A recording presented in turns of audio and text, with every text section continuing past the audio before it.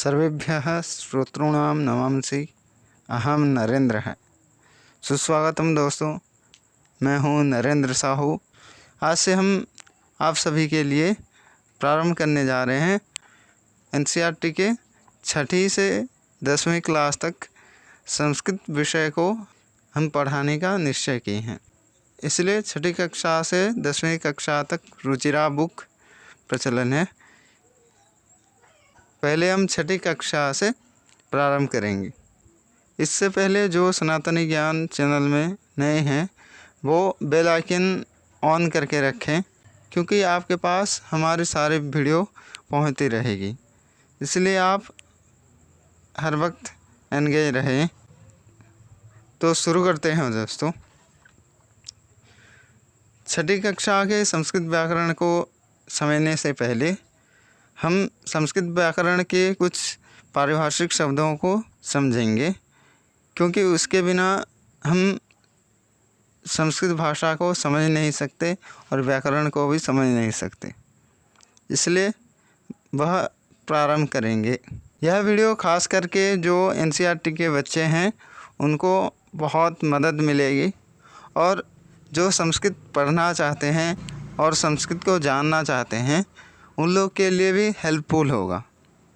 इसलिए संस्कृत व्याकरण को थोड़ा सा परिचय जैसा हम समझेंगे। संस्कृत व्याकरण हमारे सबसे पुराने व्याकरण में से एक है। यह भाषा सबसे पुरानी मानी जाती है। इसलिए संस्कृत भाषा को समझने के लिए हमें पहले 3 चीज़ के ऊपर फोकस करना पड़ेगा। पहला है शब्द अर्थात वोकाबुलरी, दूसरा है धातु अर्थात रूट वर्ड, क्योंकि एक धातु के बिना हम आगे की प्रक्रिया समझ नहीं सकते। कौन सी शब्द कहाँ से आया है ये हम जान नहीं पाएंगे।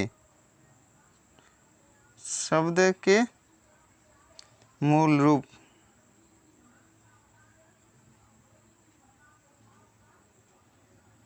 इसलिए धातु को समझना ही पड़ेगा। फिर आया लकार अर्थात टेंस। जैसे इंग्लिश में टेंस 3 प्रकार के होते हैं, उसी तरह संस्कृत में कुल 10 प्रकार के टेंस होते हैं।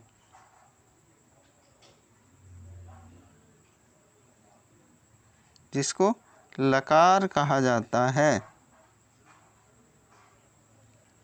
तो छात्रों, हम पहले वोकाबुलरी अर्थात शब्द को समझेंगे कि शब्द संस्कृत व्याकरण को समझने के लिए कितना इम्पोर्टेंट है। शब्द दुनिया के हर एक सजीव, निर्जीव तथा मनुष्य जो कोई भी हो उसका नाम संज्ञा को समझाता है। चाहे वो पशु हो, मनुष्य हो, जो कोई भी हो, हर किसी का नाम को बताता है। जैसे कि देखें तो राम, श्याम, हरि, गीता, सीता, टेबल,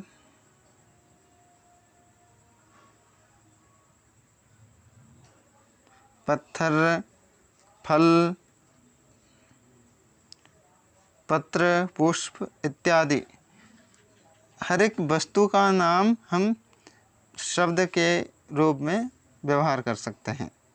यह शब्द फिर 2 भाग में विभक्त होते हैं, एक लिंग के हिसाब से, दूसरा वचन के हिसाब से। लिंग अर्थात जेंडर, कि उसका जेंडर कौन सा है, पुंगलिंग है या स्त्रीलिंग है या नपुंसक लिंग है।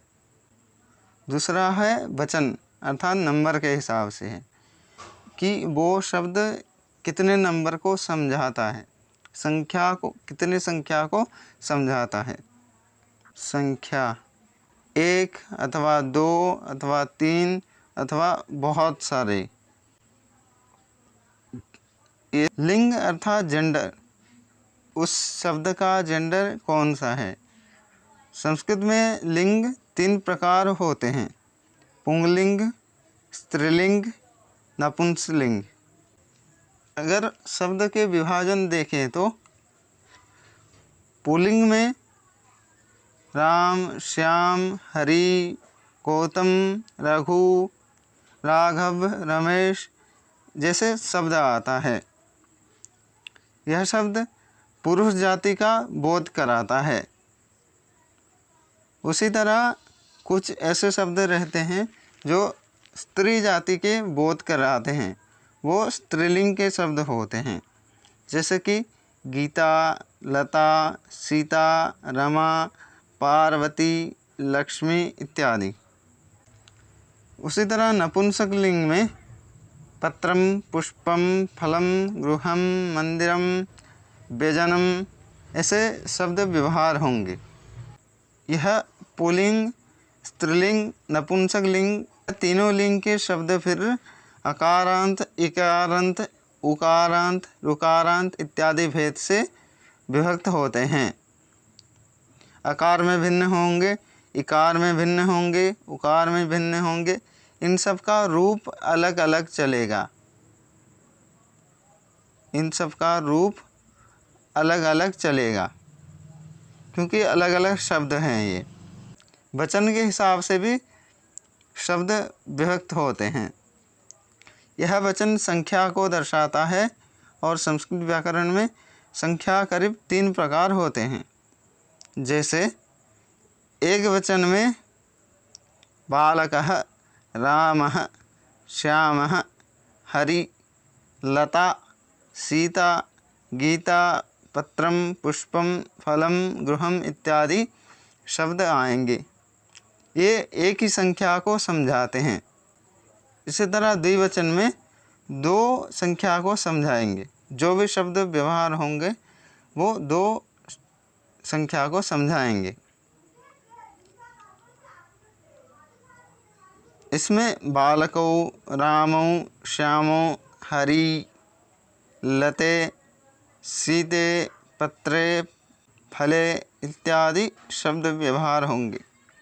उसी तरह बहुवचन में अर्थात प्लूराल में बालकाः, रामाः, श्यामाः, हरयः, पत्राणि, पुष्पाणि, फलानि इत्यादि रूप चलेंगे।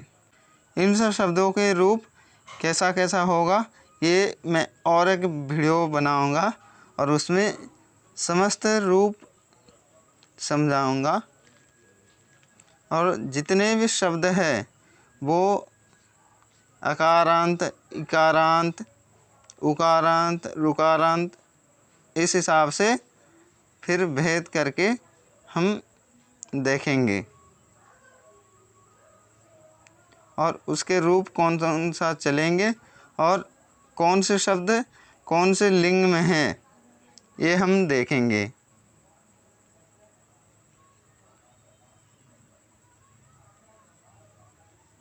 कौन सा शब्द कौन से लिंग में है ये हम देखेंगे नेक्स्ट वीडियो में। जय हिंद दोस्तों।